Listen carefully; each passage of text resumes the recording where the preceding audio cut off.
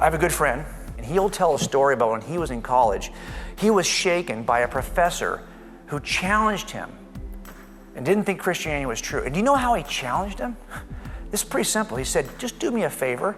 Go read your 4 Gospels, just the Passion Week and all 4 Gospels, and you tell me if this is true.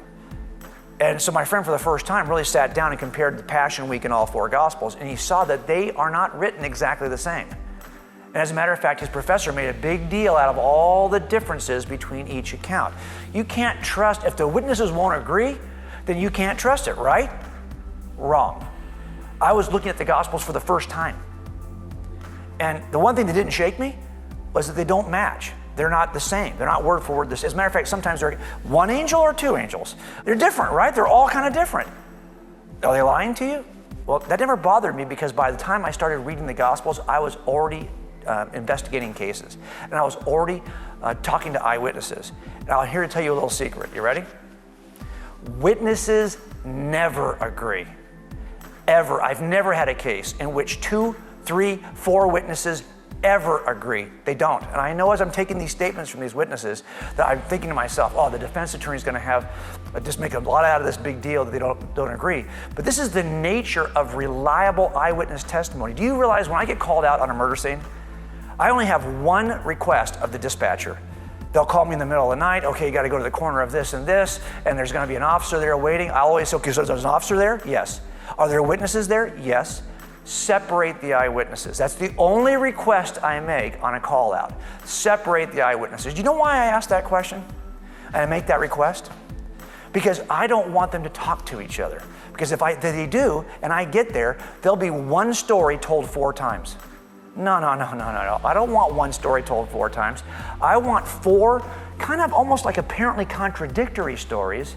They'll be told from 4 different witnesses. My job as the detective is to puzzle that back together. And that's okay. That's the way reliable eyewitness testimony sounds. If I got there and they told me the same thing word for word, I'd know something was up. And if you had 4 Gospels that told you exactly the same thing about Jesus, you would know something. Do you think for a second that skeptics would be less inclined to argue about it if all the Gospels said word? No, they would say that's collusion. They would say you can't trust them. The fact that they don't line up, the fact that they don't agree entirely is what makes them reliable. It was the earmark that I said, okay, at least we're beginning someplace like I begin in all my cases. I've got to figure out how each one of these is actually telling me the truth, but from some other perspective, either geographic or personal, that'll explain why there are variations. And if you do that as well, you'll see that those accounts are exactly what eyewitness accounts look like. So I had even increased confidence because the accounts didn't agree, and you should too.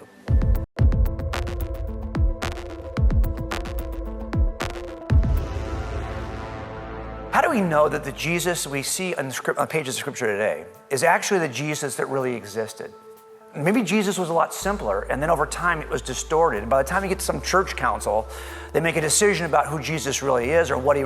How do we trust any of that? How do we know that what we have in the Bible today is the same gospel, the same text, the same Jesus that was originally written? Well, there's a way to actually test that, right? We do this in criminal trials all the time. I'll present a piece of evidence in trial, and sure enough, the question will be, how do I know, Jim, that casing you presented in the trial that has a little extractor pin mark on it, how do I know that was actually at the crime scene? For all I know, you took it out of property 10 years later and etched in the extractor pin mark, and now you're saying that his gun made that mark. Well, how do I know that? It could have been made later. In a similar way, couldn't there be a simpler Jesus who didn't do all these miracles, didn't rise from the grave, wasn't born of a virgin, and these elements are added later to the story, and by the time we get to the council, well, we don't even know what's true because it's been distorted so well. Here's how we solve it in criminal trials. We ask the question, was there an officer there at the beginning who saw that in the crime scene? And if he saw it, did he write a report about it? Oh, he did? Did he write the report and did he mention the extractor pin mark? Oh, he did. And then when he gave it to the next officer, did that officer receive it and write another report in which he also mentions the extractor pin mark? And does that happen over and over and again over the 30 years this thing went on until finally we get to trial and I've got a number of reports, one after the other, like links in a chain? That is called the chain of custody. There's a chain of custody for the New Testament. We know that the story of Jesus hasn't been changed because we can actually trace it through history. We know what John said in the beginning because we know who his personal students were. Ignatius, Polycarp, Papias. We have their writings. We can see, hey, what did John tell you about Jesus? Those writings still exist. And they had a student, Irenaeus. We can see if Irenaeus repeated what they said, and Irenaeus' student, Hippolytus. And we can do this for several different key witnesses of the Gospels, key witnesses of Jesus, and we can trace that chain of custody over time. And guess what you're going to find out? No, that extractor pen mark was not added later. It was there all along. And know that detail about Jesus that you're concerned about. Is he really divine? Was he really born of a virgin? Did he really work those miracles? Did he really die on a cross and rise from? Did he really ascend into heaven? Every one of those details is not only ancient, but it's repeated over and over and over again in the chain of custody. So we know with certainty that the Jesus we see on the pages of Scripture today is the same one described by the original eyewitnesses. Nothing has been distorted.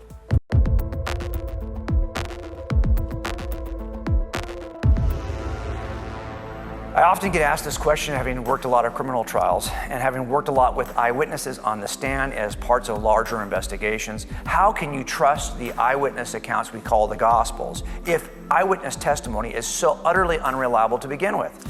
Well, okay, there's some dispute about whether or not eyewitness testimony is unreliable, but let's just, for the sake of argument, I'll just tell you, I don't really ever trust eyewitnesses. And I often say this, I don't want to get burned by an eyewitness on the stand, in a jury trial. That's the last place you want to first discover that your eyewitness has been lying to you. And many of my cases ended up on Dateline, so I certainly don't want to go on national television and find out that a witness is lying. And it can happen.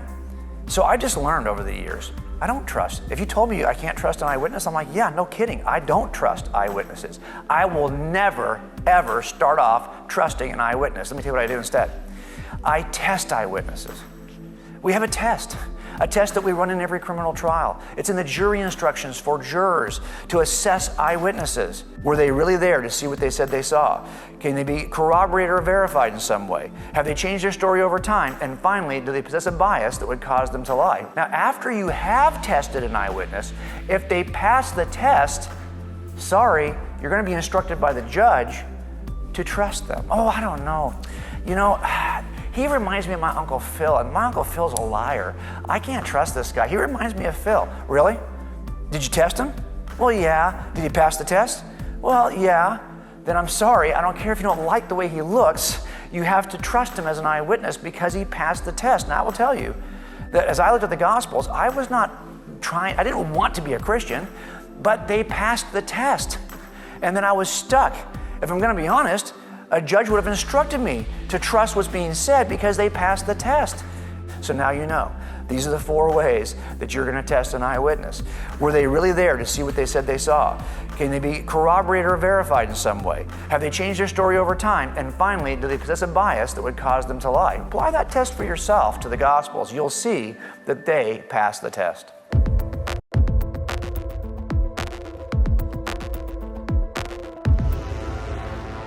Sometimes people will ask me, well, how can you be sure that the disciples who either wrote Scripture or who testified about Jesus in the first century weren't lying either about the resurrection or about the details of Jesus' life? Could this whole thing we call Christianity just be a fabrication, a lie on the part of the disciples?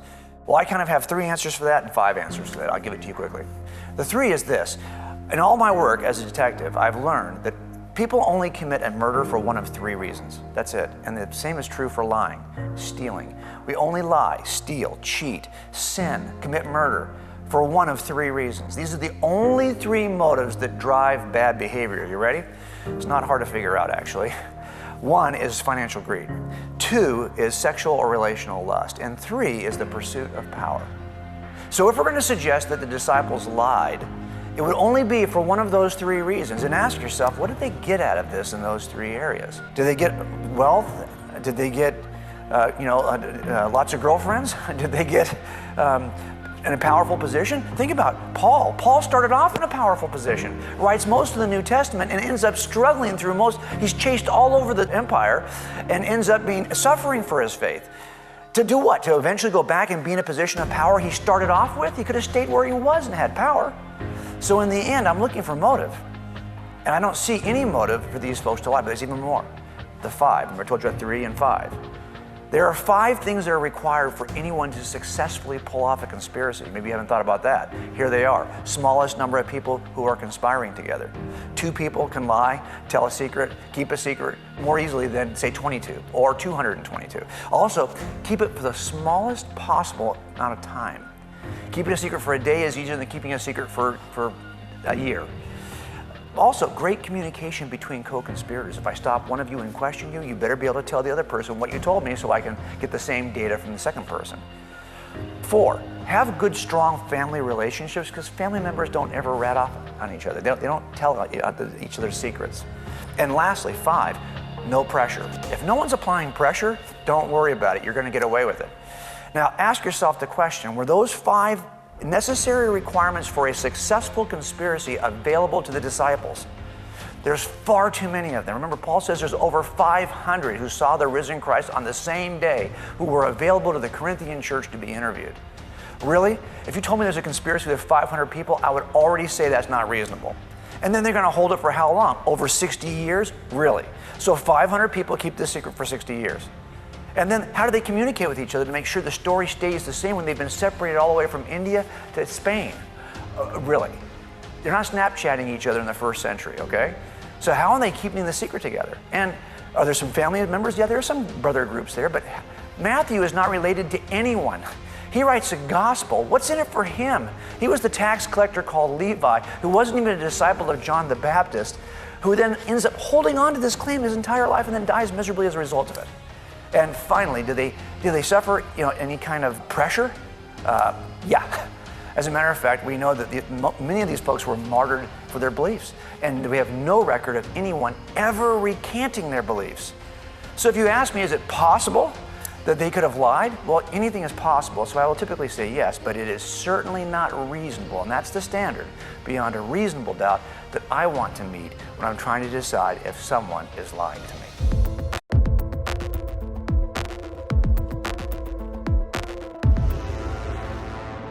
I've got a few friends who actually have challenged me with this where I work. I guess because we're so suspicious, right, in law enforcement about people who lie or people who con other people. Is it possible that the disciples were conned?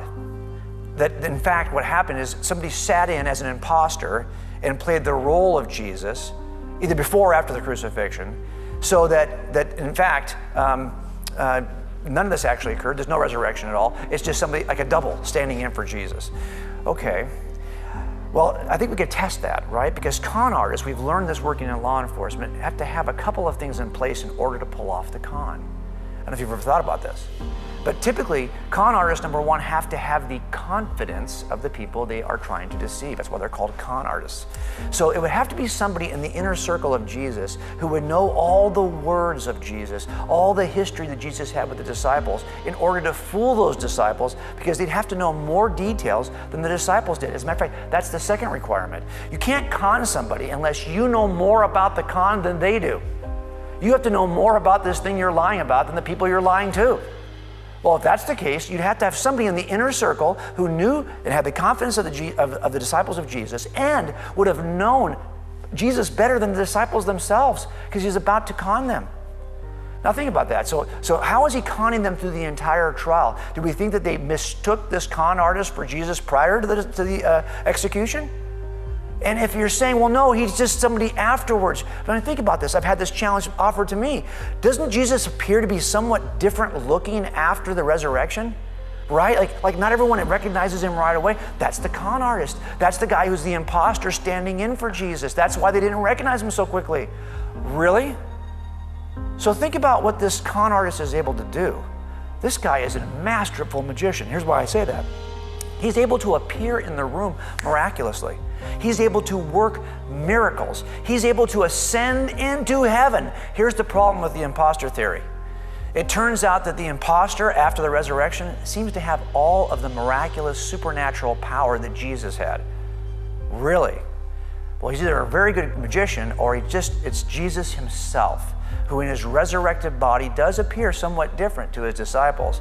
But it's not an imposter because number one, there's nobody who would fit those requirements beforehand. And number two, there's no one who could do what Jesus did after he rose from the grave. That's why the imposter theory simply doesn't explain the resurrection.